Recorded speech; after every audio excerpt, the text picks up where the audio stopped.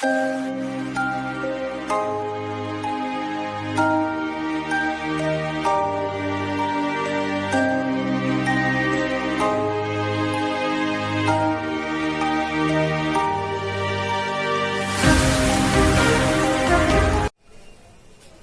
बच्चों, पिछली कक्षा में हमने कक्षा 12 के भौतिक विज्ञान विषय में पाठ 2 पर चर्चा की थी।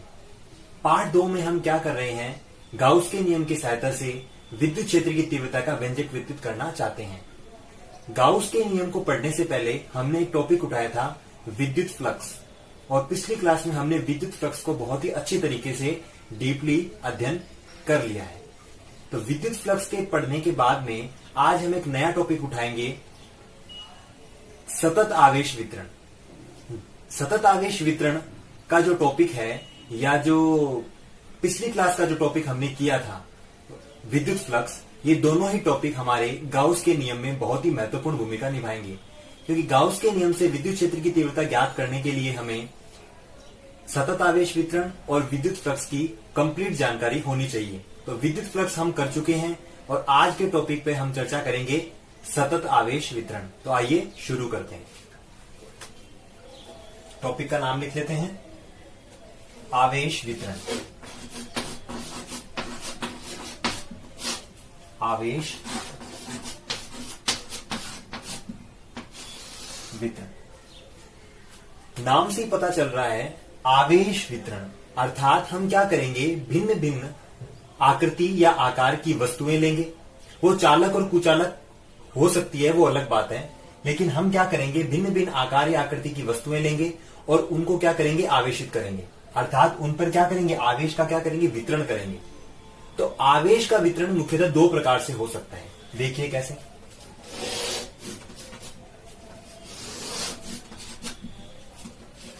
एक हो जाएगा असमान आवेश वितरण और एक हो जाएगा समरूप आवेश वितरण। असमान, इसको नाम दे देते हैं असमरूप, ऐसे दे देते हैं, ज्यादा बेटर रहेगा, असमरूप। तो वस्तुओं को आवेशित करने के 2 तरीके हैं, एक तो समरूप तरीका और एक है असमरूप मेथड। असमरूप तरीके में क्या होगा, जब हम किसी वस्तु को आवेशित करेंगे, जैसे मान लेते हैं मेरे पास ये ऑब्जेक्ट है, ये कोई सिस्टम है, निकाय है, कोई भी एक वस्तु है। जब मैं इसे आवेशित करूंगा तो आवेश जो होगा अलग अलग स्थानों में अलग अलग तरीके से एक्यूमुलेट हो जाएगा। जैसे यहां पर 4 प्लस के निशान बना दिए, यहां पर मैंने 1 बना दिया, यहां पर मैंने बहुत सारे बना दिए, प्लस यहां पर 2 बना दिए, यहां पर 1 बना दिया। इसका मतलब ये एक निकाय है, सिस्टम है या वस्तु है। जब मैंने इसको आवेशित किया तो इसके भिन्न भिन्न स्थानों पर आवेश एक समान रूप से वितरित नहीं हुआ।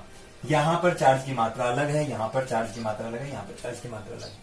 तो इस प्रकार का जो आवेश का वितरण है, यह असमरूप आवेश वितरण कहलाता है। परंतु हम केवल उन्हीं टॉपिक्स पर चर्चा करेंगे हमारे कोर्स में जो निकाय समरूप रूप से आवेशित किए गए हों। अब समरूप रूप से आवेशित किया गया जो निकाय है वो किस प्रकार से होगा, जैसे मान लेते हैं मैंने एक वस्तु बनाई, जैसे ये कोई वस्तु है, ये निकाय है, और जब मैं इसको आवेशित करूंगा तो आवेश इसके ऊपर एक समान रूप से वितरित होगा, इस प्रकार से।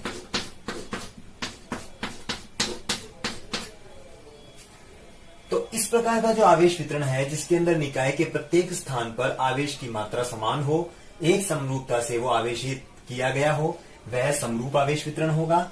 और यह कौन सा होगा, असमरूप आवेश वितरण। तो हमारे कोर्स में समरूप आवेश वितरण के अंतर्गत हम टॉपिक्स को उठाएंगे और यहां से हम हमारा टॉपिक स्टार्ट करेंगे कि समरूप आवेश वितरण क्या है। आप इस चार्ट को नोट कर सकते हैं।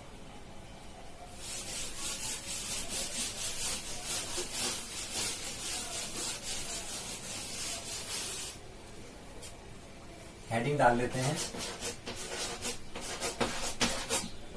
समरूप आवेश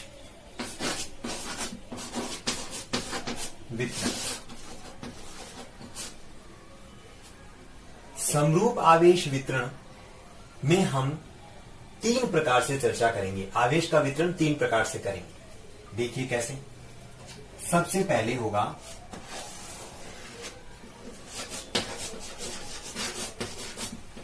रेखीय आवेश वितरण। सबसे पहले इंट्रोडक्शन कर लेते हैं, रेखीय आवेश वितरण।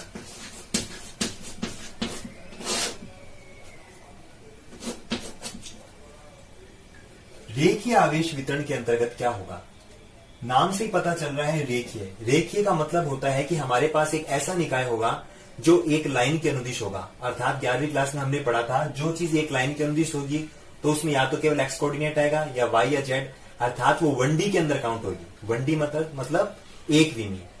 अर्थात रेखीय आवेश वितरण में क्या होगा, जब हम एक ऐसी चीज को उठाएंगे जिसमें केवल क्या होगी, लंबाई ही होगी, तो वह रेखीय आवेश वितरण के अंतर्गत आएगा। जैसे मैंने कोई एक लंबा तार ले लिया, या मैंने कोई एक पेन ले लिया, या मैंने ऐसे कोई छड़ ले ली जिसमें केवल क्या हो, लेंथ हो, केवल एक डायमेंशन हो, एक विमा हो। अर्थात हमारा जो आवेश होगा वो एक रेखा के अनुदिश क्या होगा, वितरित होगा। तो इस प्रकार का जो वितरण है वह रेखीय आवेश वितरण कहलाएगा। ठीक है, तो इसकी डेफिनेशन मेरे को लिखने की अभी आवश्यकता नहीं है। रेखीय आवेश वितरण में क्या होगा, हमारे पास जैसे मान लेते हैं कोई चालक तार है, जैसे मान लेते हैं ये एक वायर है, ठीक है, और इसकी जो लेंथ है वो कितनी है, एल है, कैपिटल एल इसकी लंबाई हो गई। ठीक है, जब मैं इस चीज को आवेशित करूंगा तो आवेश लंबाई के अनुदिश क्या हो जाएगा, वितरित हो जाएगा। ठीक है, अर्थात हमने क्या समझा, इस प्रकार का निकाय जिसमें आवेश लंबाई के अनुदिश वितरित होता है वह रेखीय आवेश वितरण के अंतर्गत आएगा। इसमें हमने एग्जाम्पल लिया है एक चालक तार का, और चालक तार को हमने आवेशित किया तो आवेश लंबाई के अनुदिश वितरित हो गया। ठीक है, रेखीय आवेश वितरण के अंतर्गत एक क्वांटिटी आती है जिसे हम बोलते हैं रेखीय आवेश घनत्व। यहां पे मैं लिख रहा हूं रेखीय आवेश घनत्व। ये क्या चीज है, रेखीय आवेश घनत्व को हम लैम्डा से रिप्रेजेंट करेंगे। लैम्डा एक नोटेशन है, ना कि तरंग दैर्ध्य जो हम 11वीं क्लास में पढ़ा करते थे, प्रकाश की तरंग दैर्ध्य, वो नहीं है। रेखीय आवेश घनत्व क्या चीज है, लैम्डा इसे नोटेशन दिया गया। अब देखते हैं ये है क्या चीज।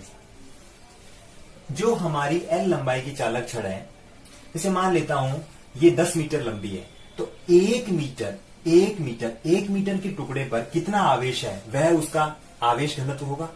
या मान लेते हैं मैं सेंटीमीटर का पैमाना लेता हूं, तो 1 सेंटीमीटर पर सेंटीमीटर लंबाई पर आपके टोटल चार्ज कितना है वह उसका क्या हो जाएगा, रेखीय आवेश घनत्व हो जाएगा।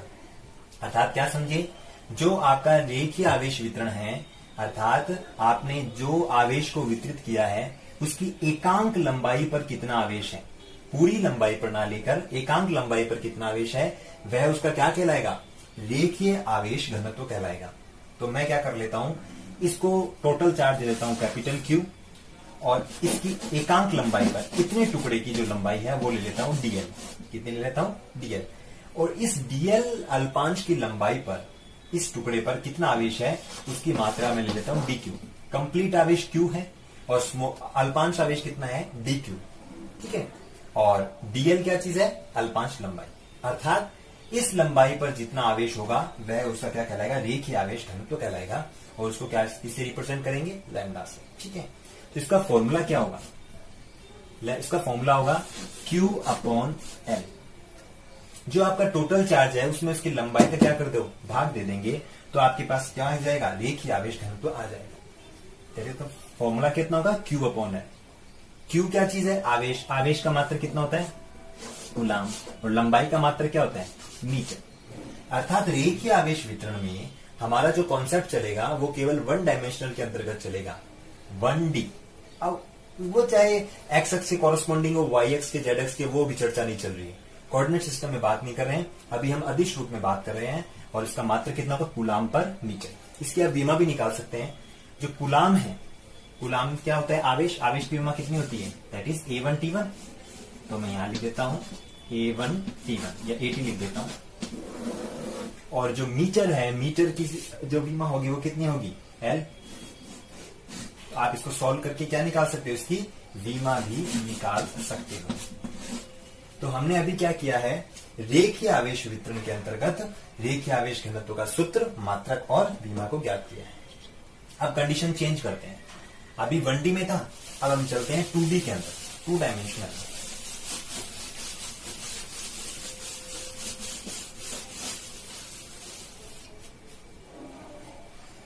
समरूप आवेश वितरण के अंतर्गत जो सेकंड कंडीशन है वह है क्षेत्रीय आवेश वितरण। क्षेत्रीय आवेश वितरण। अब हम क्या करेंगे, क्षेत्रफल के कॉरस्पॉन्डिंग अनुदिश क्या करेंगे, आवेश को वितरित करेंगे। तो मैं यहां पर क्या कर लूंगा, एक क्षेत्रफल बना रहा हूं, ठीक है। पहले वाले में 1 डायमेंशनल था, यहां पर 2 डायमेंशनल हो गया। एक एक्स कोऑर्डिनेट आ गया और एक वाई कोऑर्डिनेट। यहां पे लंबाई आ गई और क्या आ गई, चौड़ाई, ठीक है। तो मान लेते हैं ये एरिया है और मैंने इसको आवेशित किया तो वो एक समान रूप से इसके ऊपर क्या हो गया, वितरित हो गया। तो हमारी प्लेट क्या हो चुकी है, आवेशित हो चुकी है, ठीक है। अब ये जो प्लेट है इसका जो एरिया है, कंप्लीट एरिया, वो कितना है, मान लेते हैं कैपिटल ए इसका एरिया है, ठीक है। और इस पर जो टोटल आवेश है वो कितना है, कैपिटल क्यू, इसको आवेश दिया गया। अर्थात क्षेत्रीय आवेश वितरण क्या होगा, जब हमारा निकाय इस प्रकार का हो कि जब हम उस निकाय को आवेशित करें या वस्तु को आवेशित करें तो आवेश उसके क्षेत्रफल पर एक समान रूप से क्या हो जाएगा, वितरित हो जाएगा। तो इस प्रकार का आवेश वितरण क्या कहलाएगा, क्षेत्रीय आवेश वितरण कहलाएगा। एरिया कितना लिया, कैपिटल ए, और आवेश कितना लिया, कैपिटल क्यू। अब जिस प्रकार से रेखीय आवेश वितरण था उसमें रेखीय आवेश घनत्व क्वांटिटी को पढ़ा गया था, इसी प्रकार यहां पर क्या पढ़ेंगे, क्षेत्रीय आवेश घनत्व पढ़ेंगे। क्षेत्रीय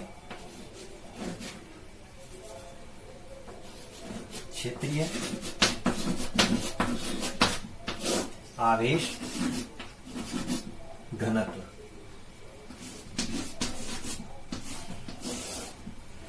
क्षेत्रीय आवेश घनत्व को हम सिग्मा से रिप्रेजेंट करेंगे। किससे रिप्रेजेंट करेंगे, सिग्मा से।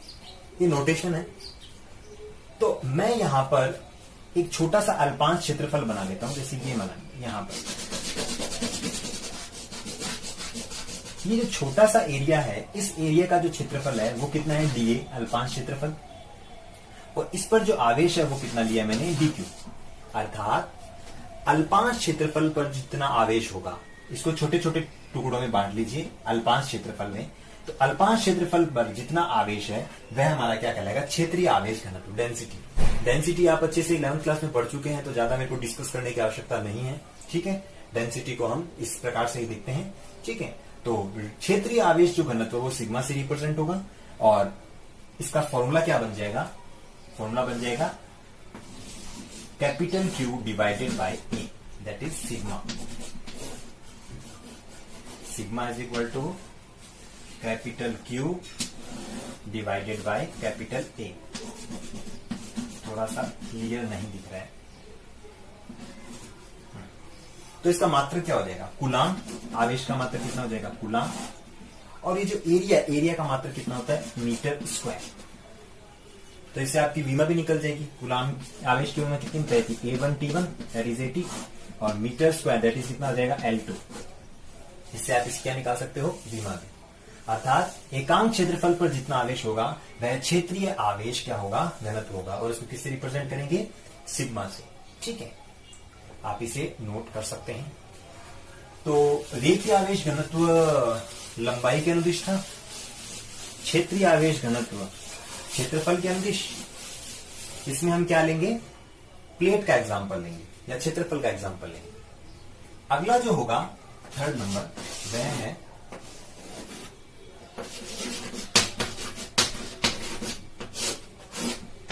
आयतन आवेश वितरण। 3rd नंबर क्या चीज है, आयतन आवेश वितरण। अर्थात अब पहले 1D था, 2D, अभी क्या हो गया 3D। पहले लंबाई थी, फिर लंबाई और चौड़ाई से क्षेत्रफल बना। अब लंबाई, चौड़ाई और ऊंचाई से क्या बनेगा, एक कंप्लीट आयतन बनेगा। और आयतन के अनुदिश क्या करेंगे, आवेश का वितरण करेंगे, जो कि 3D के अंतर्गत होगा, त्रिविमीय स्थिति में। तो इसमें मैं क्या करूंगा, मैं एक लूंगा गोला लेगा। जैसे मैंने एक स्फीयर लिया है,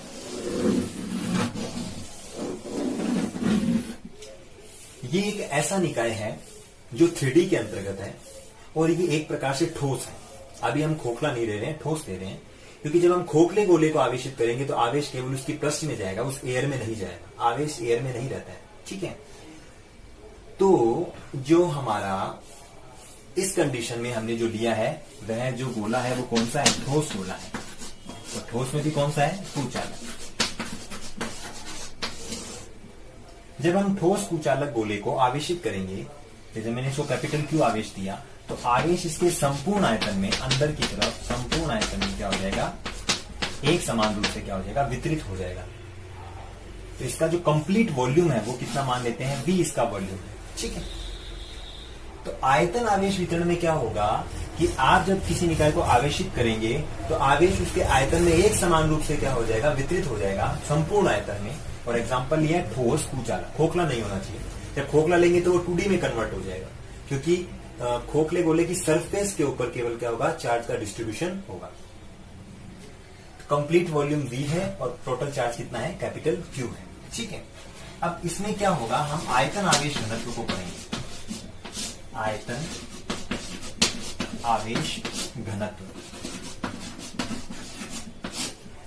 लैम्डा देन सिग्मा, और इसका रिप्रेजेंटेशन होगा रो। इसे रो से रिप्रेजेंट करेंगे, इसको कहेंगे रो। P को थोड़ा सा घुमा दीजिएगा, दैट इज रो। तो इसका फॉर्मूला क्या होगा, total charge upon total volume, total charge upon total volume.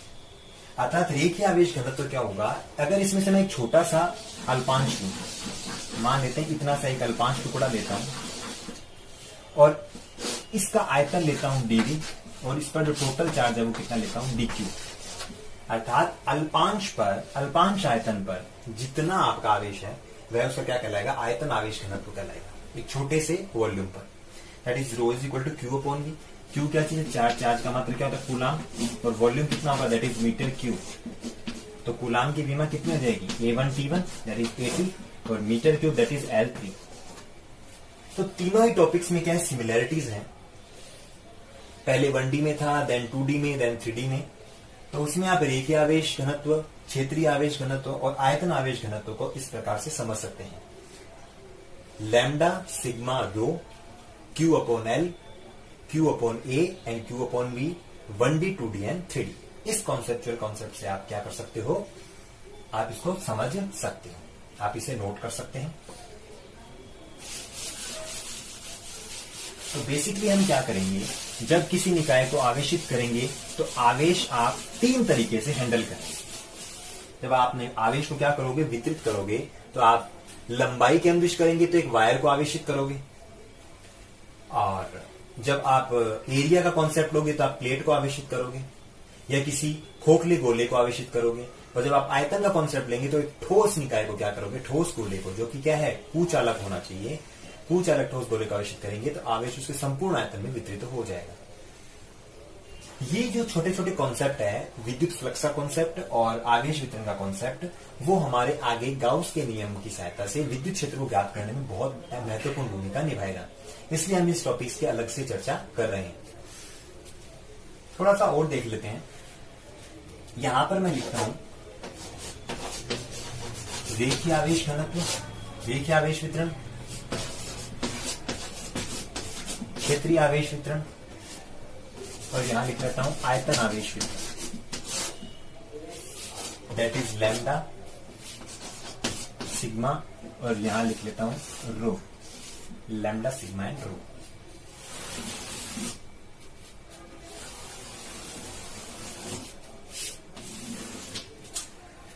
जब मैं रेखीय आवेश घनत्व में करूंगा तो मान लेते हैं मेरे पास एक निकाय है और ये निकाय तार है। जब मैं इसको आवेशित करूंगा तो ये इस प्रकार से क्या हो जाएगा, आवेशित हो जाएगा। मान लेते हैं इसकी टोटल लेंथ कितनी है, L, और जब मैंने इसको आवेशित किया तो टोटल आवेश कितना है इसका, कैपिटल Q, और इसका जो रेखीय आवेश घनत्व है वह कितना है, लैम्डा है। कितना है, लैम्डा। मेरे को क्या करना है, इस निकाय से यहां पर R डिस्टेंस पर, यहां पर क्या करना है, एक आवेश रखना है, दैट इज Q0। हम थोड़ा फर्स्ट चैप्टर में जा रहे हैं, एंटर कर रहे हैं। ये मेरे पास एक सिस्टम है, निकाय है, और इससे R डिस्टेंस पर यहां पर मेरे को क्या करना है, एक परीक्षण आवेश रखना है Q0, और इन दोनों के मध्य, इसके और इसके मध्य में जो कूलाम बल लग रहा है उसका फॉर्मूला निकालना है। किसका, कूलाम बल का फॉर्मूला निकालना। तो कूलाम बल का फॉर्मूला कैसे निकलेगा, F इज इक्वल टू क्या होता है, K Q1 Q2 by R²। तो Q1 इसको मान लेते हैं और Q2 किसको मान लेते हैं, इसको, दैट इज वैल्यू कितनी है, Q। अब आर स्क्वायर, इनके बीच की डिस्टेंस कितनी है आर, तो मैं यहां कर देता हूं आर स्क्वायर। और यदि आपको वेक्टर फॉर्म में लिखना है तो यहां पर लगा दीजिए R cap, that is R cap. ठीक है, चलो तो आपके पास फाइनल फोर्स का फॉर्मूला क्या आ जाएगा कि जो Q की वैल्यू है, Q की वैल्यू आप लैम्डा के फॉर्मूले से निकालिए। आपको पता है लैम्डा बराबर क्या था, लैम्डा इज इक्वल टू था आपका Q अपॉन L था, मैंने आपको फॉर्मूला बताया था Q upon L। Lambda is equal to क्या था, Q अपॉन L। तो यहां से Q की वैल्यू क्या आ जाएगी, लैम्डा इंटू L।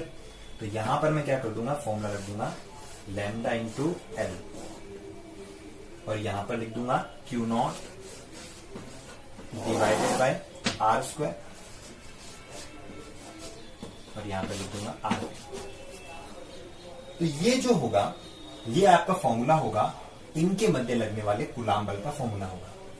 बस करना इतना ही है, F इज इक्वल टू के Q1 Q2 by are square में जो Q1 Q2 की वैल्यू है, उसकी वैल्यू जो टोटल चार्ज की वैल्यू है वो इस फॉर्मूले से लैम्डा एल अपने को रखते हैं। इस प्रकार से हम याद कर सकते हैं। अगली बार कंडीशन चेंज कर देंगे। हमारे पास जैसे मान लेते हैं एक एरिया है, ये एरिया, ठीक है। इस एरिया को मैं क्या करता हूं, आवेशित कर देता हूं चार्ज करके। इसका टोटल चार्ज कितना है, कैपिटल Q। टोटल एरिया कितना है A, और इसका जो क्षेत्रीय आवेश घनत्व कितना है, दैट इज सिग्मा। तो सिग्मा का फॉर्मूला लिख लेते हैं। सिग्मा का फॉर्मूला मैंने बताया था, that is Q upon A बताया था, Q डिवाइडेड बाई A। ठीक है, तो आपको क्या करना है, इस निकाय के कारण यहां से आर कंप्लीट निकाय के कारण आर डिस्टेंस पर यहां पर एक परीक्षण आवेश रखना है Q0, और इन दोनों के मध्य जो आपका कूलाम बल लग रहा है उसका फॉर्मूला निकालना। ठीक है, तो कूलाम बल का फॉर्मूला कितना होगा, F इज इक्वल टू के Q1 कितना है, Q नॉट, Q2 कितना है, कैपिटल Q। तो कैपिटल Q की वैल्यू कितनी है, sigma into A, sigma into A divided by R square, और क्या लगा देंगे आर। ये आपका क्या हो जाएगा, वेक्टर नोटेशन में इनके मध्य लगने वाले कूलाम बल का फॉर्मूला हो जाएगा। अगली बार मेरे को क्या लिखना है, यहाँ पे रो इज इक्वल टू क्या लिख लेता हूं, Q अपॉन V। ठीक है, यहां पर मेरे को एक स्फीयर लेना है, और एक इस स्फीयर को मैंने क्या करना है, आवेशित करना है। ठोस गोला है और मैंने एक समान रूप से इसको आवेशित किया है। इसका टोटल चार्ज कितना है Q, टोटल वॉल्यूम कितना है V, और टोटल वॉल्यूम V है, और इसका जो आयतन आवेश घनत्व वो कितना है, दैट इज 0।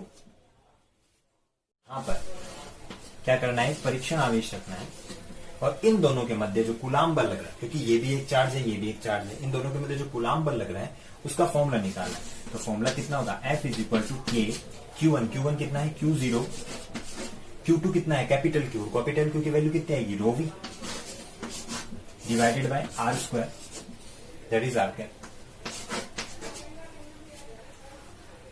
तो इस प्रकार हमने क्या किया, आज के टॉपिक में आवेश का वितरण किया है 1D 2D 3D में, रेखीय क्षेत्रीय और आयतन आवेश वितरण, उनसे हमने घनत्व पढ़े, लैम्डा सिग्मा एंड रो, इसमें लंबाई का कॉन्सेप्ट, इसमें एरिया का कॉन्सेप्ट, और इसमें वॉल्यूम का कॉन्सेप्ट। फिर हमने क्या किया है, इनके लिए कूलाम फोर्स की वैल्यू भी निकाली। यहां ध्यान ये रखना है कि जब हम एरिया के कॉन्सेप्ट में जाएंगे तो हमारे पास यदि खोखला गोला होगा, जैसे ये खोखला गोला है और आप इसको आवेशित करेंगे तो आवेश केवल उसकी पृष्ठ पर रहेगा, चाहे वो चालक गोला हो चाहे वो अचालक गोला हो, इंसुलेटर हो या कंडक्टर हो, तो इसमें क्षेत्रफल का कॉन्सेप्ट लगेगा। जबकि आयतन के कॉन्सेप्ट में आपको ध्यान रखना है, यदि आपके गोला है ठोस और वो यदि चालक है, ठोस चालक गोला जब भी होता है तो उसकी प्रॉपर्टी होती है कि चालक चीज के ऊपर जो आवेश है उसको कैसे रहता है आवेश, वो आप अगली टॉपिक में कंसल्ट करेंगे कि जब आप एक चालक गोले को या चालक ठोस को जब क्या करते हो, आवेशित करते हो, तो आवेश केवल उसकी पृष्ठ पे रहेगा, चाहे वो ठोस हो चाहे खोखला। तो जब उसकी पृष्ठ पे रहेगा तो कॉन्सेप्ट किसका आएगा, क्षेत्रफल का आएगा। किस कंडीशन में, जब आपका निकाय ठोस चालक, और यदि आपका ठोस कुचालक है तो कुचालक ठोस चीज को जब आप क्या करेंगे, आवेशित करेंगे, तो आवेश पृष्ठ पर तो जाएगा ही, साथ में उसके आयतन में भी क्या हो जाएगा, एक समान रूप से वितरित हो जाएगा। तो इसमें थोड़ा सा आपको ध्यान रखना है, ठीक है। तो आज के टॉपिक को हमने यहां पर कंप्लीट किया है, सतत आवेश वितरण को। और पिछले टॉपिक में हमने विद्युत फ्लक्स के बारे में चर्चा की थी। आगे की कक्षा में हम क्या करेंगे, हम गाउस के नियम पर चर्चा करेंगे कि गाउस का नियम है क्या और गाउसियन पृष्ठ क्या है। फिर इन तीनों टॉपिक्स को मिलाकर हम क्या करेंगे, आगे बढ़ेंगे और भिन्न भिन्न निकायों की विद्युत क्षेत्र की तीव्रता का व्यंजक व्युत्पन्न करेंगे। आप कंटिन्यूअस इनका चार्ट बनाइए, नोट्स बनाइए, घर पे पढ़िए, इनसे संबंधित न्यूमेरिकल को करिए, बुक्स में इसको खंगालिए और ऑनलाइन क्लास को रेगुलर अटेंड करते रहें। ठीक है, आगे की कक्षा में हम फिर से मिलेंगे।